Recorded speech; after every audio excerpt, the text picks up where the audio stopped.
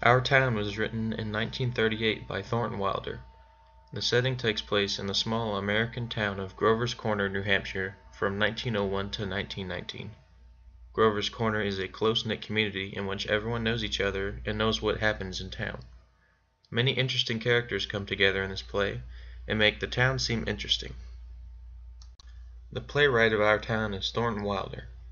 Wilder was born in Madison, Wisconsin, but also lived in China and California as a child. He graduated from Yale with a Bachelor of Arts, where he further refined his writing skills. Wilder was a three-time Pulitzer Prize winner. In 1927, he won his first Pulitzer for The Bridge of San Luis Rey. His next Pulitzer was for Our Town, which he won in 1938. And then again in 1943, he won a Pulitzer for The Skin of Our Teeth. Anyway, welcome to Our Town. Enjoy.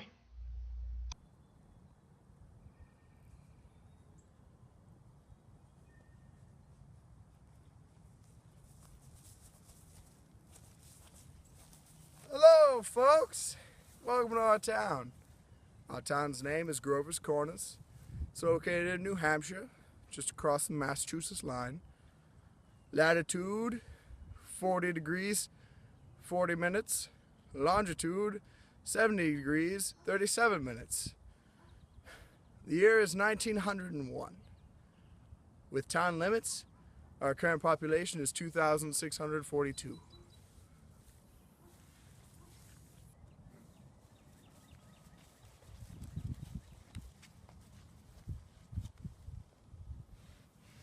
Mostly lower middle class, sprinkling of professional men, 10% illiterate laborers. Politically, we're 86% Republican, 6% Democrat, 4% Socialist, rest indifferent. Religiously, we're 85% Protestant, 12% Catholics, rest indifferent. Got quite an ordinary town here, if you ask me.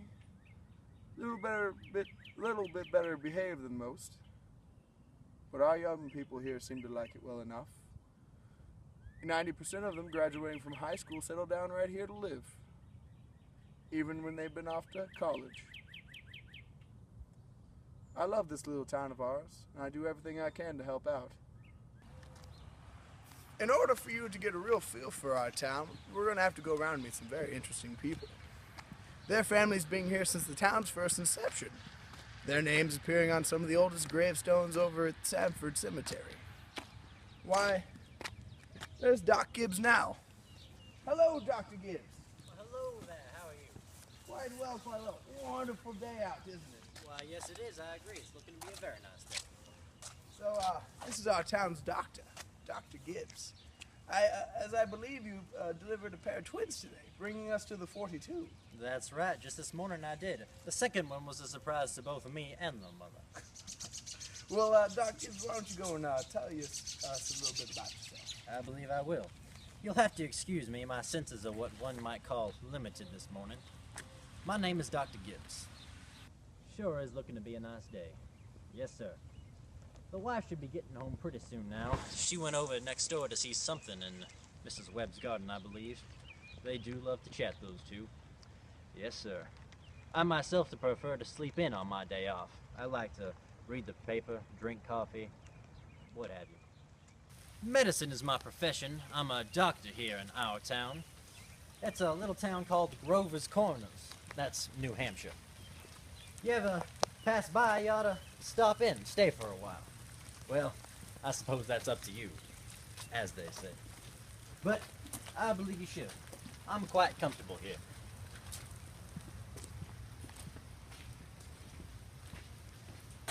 I've got two children with Miss Gibbs. Older one, George, and the youngest, Rebecca. They're about as good as children as you could ask for. Now, the oldest, George, he neglects to help his mother out in the house every now and then. And Rebecca, well, she's getting to be more like her mother every day.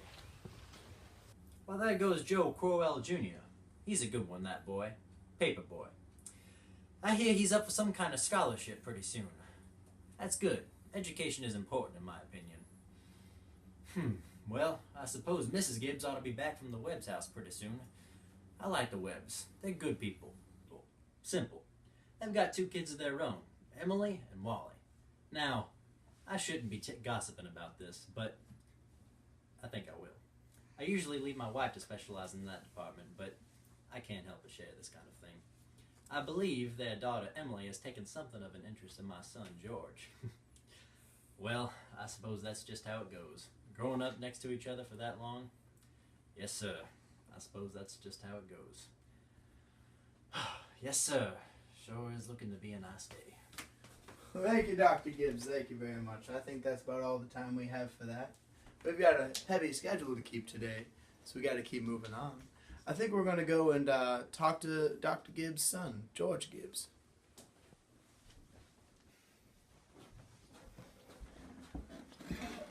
Hey, George, my boy. Hey, mister. Would you mind telling us a little bit about yourself? Well, growing up in a town such as Grovers Corner, New Hampshire in the early 1900s is fairly boring. Sum up my life from birth to high school graduation, think all-American boy. My father, Dr. Gibbs, he's the local town physician. My mother, Miss Gibbs, she's a housewife, sings in the local choir. My sister, Rebecca, rounds out the family. You know, I like to pick on her. Just yesterday, I threw soap on her. Of course, she told on me, yelling, "Mama, George is throwing soap on me." Mama just said, "I'll come beat the both of you." Of course, she didn't. Life is pretty good, though. I'm the class president of our senior class and the star pitcher for our baseball team. I plan to attend the state agricultural school when I finish high school. My Uncle Luke promised to let me take over his farm once I graduate college. More on that later. Sometimes Mom complains to Dad that all I care about is baseball and I don't do my chores. A few days ago she told him I can't even get him to cut some wood. My dad's way of handling it is more or less to bribe me. I've decided to raise your spending money by 25 cents for the week, he said. Well, I got the message loud and clear. The money's not, of course, for cutting the wood. It's a present for Mom. But, you know, I get what he means. Actually, Mom is wrong about me only caring about baseball. There's this pretty and smart girl, Emily, who lives next door. Algebra is not really my best subject, but Emily happens to be very good with math and has always been willing to help me with homework. At the beginning of senior year, though, Emily started acting mad at me. I finally asked her why, and she told me. Well, up to a year ago, I used to like you a lot, she said. But you've gotten conceited and stuck up, and all the girls say so. I was really surprised people felt that way about me. I told Emily, I'm glad you spoke to me like you did. I'm going to change so quickly. In that moment, I realized how much I love Emily. The thought of being away from her for 3 years at college was way too much. I said to Emily, I'm going to tell you why I'm not going to stay at agricultural school. I think that when you're fond of a person who's fond of you too, and enough to be interested in your character, well, I think that's just as important as college, and in the end, even more so. That was a big day for me. I decided to not go to college and to stay in Grovers Corner and marry Emily. I'm looking forward to graduating tomorrow and making Emily my wife. Sorry, son, I have to stop you right there. We don't have much time for much more. Where's your mother? I think she's on the porch. Oh, thank you. All right, let's go talk to her.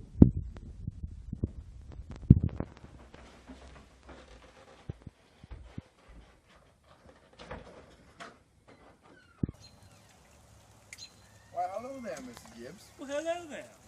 How are you doing on this mighty fine night? I'm doing pretty good, Would you mind telling the audience a little bit about yourself? Sure, yeah. Well, I'm sitting here on the front porch, sipping on my tea. It helps my sore throat. Well, most of the time at least. I just got back from choir practice with my friend Myrtle Webb. Great gal.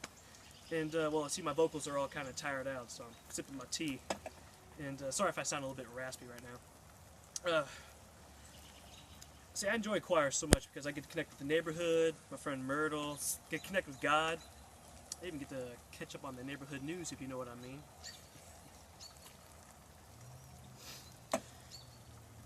Get this. Did you know that our organist is an alcoholic? Don't tell anyone I told you that, though. But that man does not need any more hardship than I'm telling you right now than this gossip. as I was saying, my friend Myrtle and I, we were just talking about our children. My son George and her daughter Emily. We've all started to notice how they're starting to speak to each other and how they're starting to interact with each other. It's getting pretty serious. Sorry I'm holding this book and talking. I'm trying to read and talk. I bet it's rude, I know. But you see, this book's actually about Paris, right? Capital of France.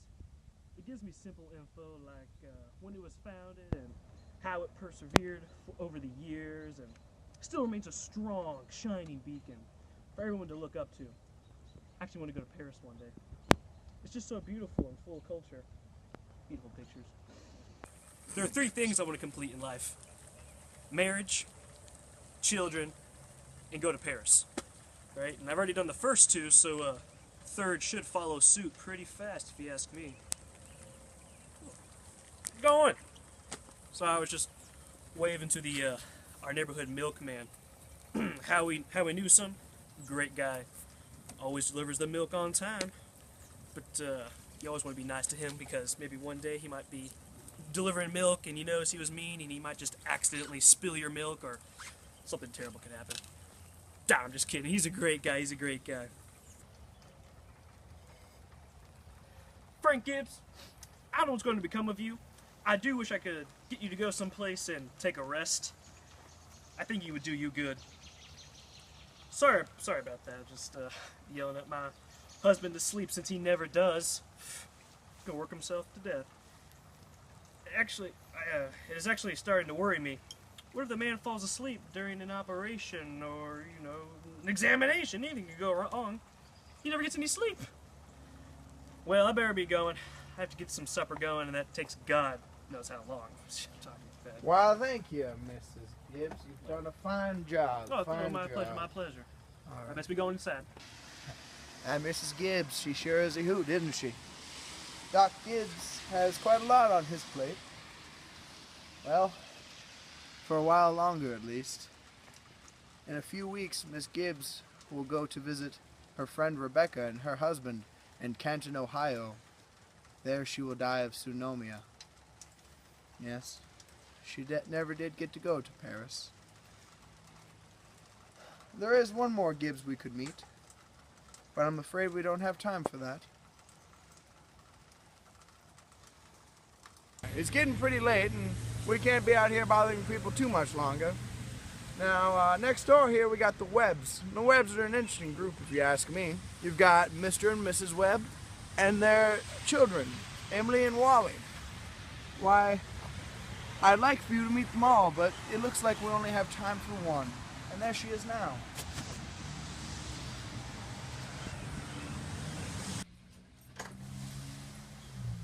Hello there, Emily. Hello there, sir. What are you doing reading a book on a fine day like today? Well, I got class tomorrow. It's a group presentation. You really gotta know your stuff, don't you? I guess so. Do you mind sparing us a moment of your time and telling us a little bit about yourself? I guess I could. Well, greeting to you. My name is Miss Emily Webb. Hopefully someday I'll be Miss George Gibbs. George will be my husband someday. I know I have my criticisms of him, and he may not truly love me, but that's okay.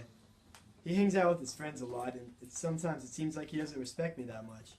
But I guess all he needs to do is show me a little bit more attention. That's the way it happens nowadays. Oh yeah, here's a picture of him. He's so dreamy. It all first started when I started taking a liking to him when he was walking across the street. Well, maybe he noticed it me someday. I'm sorry, Emily, I have to stop you right there. Well done. All right, our next stop will be 3 years from now in the year 1912. A lot has happened since we last visited our town.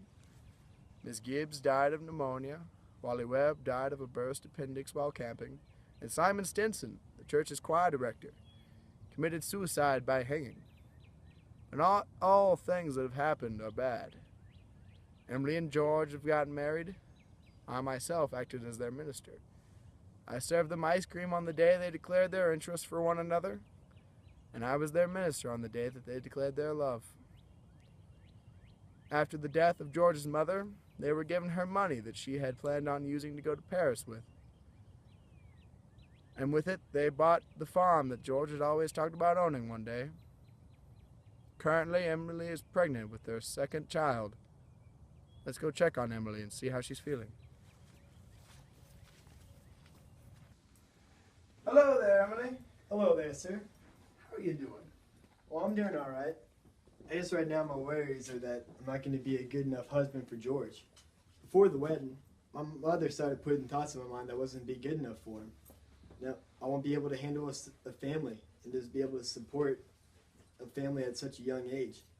I think she is afraid that I will not be able to be good enough. It's pretty scary knowing that my mother doesn't even think that I'm capable of holding a family.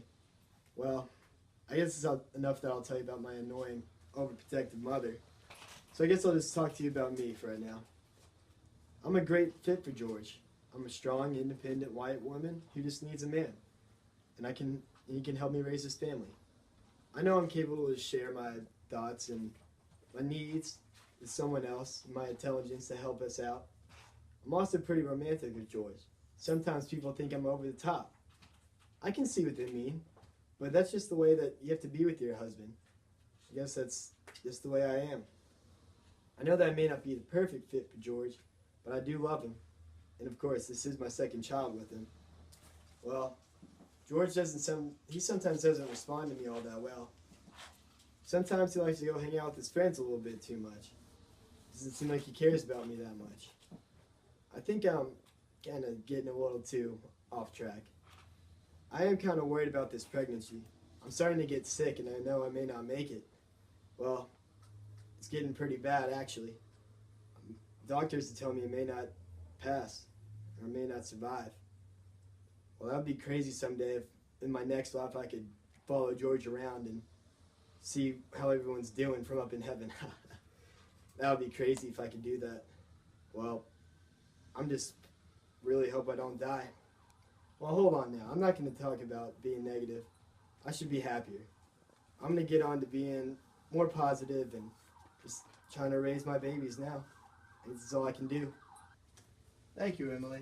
You're welcome, sir. Start feeling better now, okay? Hopefully I will. She will not, unfortunately. Soon she will die from childbirth and leave George alone with both kids and the guilt. Let's go check on them now, shall we? The year is now 1919. Hello, sir. How you doing, George? Doing alright. Look at that boy. My son. Loves baseball just like his old man. And like me, a pitcher. But so much better than I ever was. I'm sure the scouts will be making him offers before long. His mother would be so proud. I found myself thinking back to our wedding day. Amazing how quickly life can change from happily ever after to until death do us part.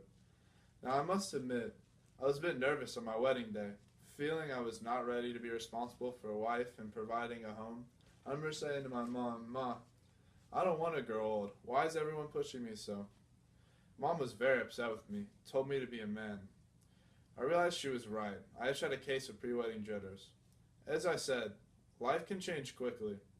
Emily and I had been married for 9 years and had a 4-year-old son. Then tragedy struck our family. First, Mom passed away, and a few years later, Emily died giving birth to our second child. After everyone left the cemetery on the day of her funeral, I lay down at the foot of Emily's grave and wept. My happily ever after was over.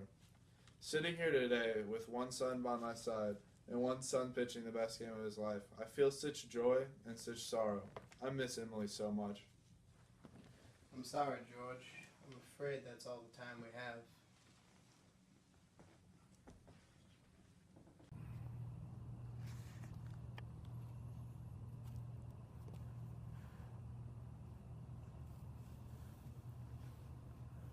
I'm afraid our time is up. Why, it's been quite wonderful showing you around town, letting you meet some of our fine citizens.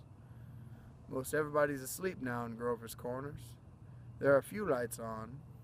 Shorty Hawkins down by the depot has just watched the train go by.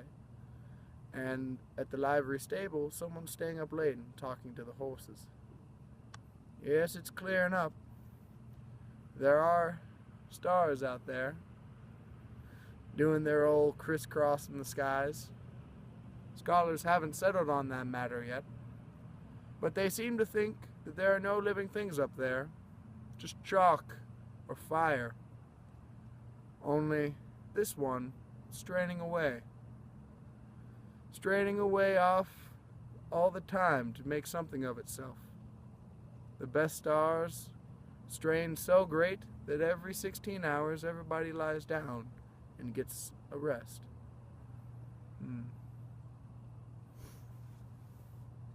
11 o'clock in Grover's Corners. Everybody's resting in Grover's Corners. Tomorrow's going to be another day. You'll get you a rest too. Good night.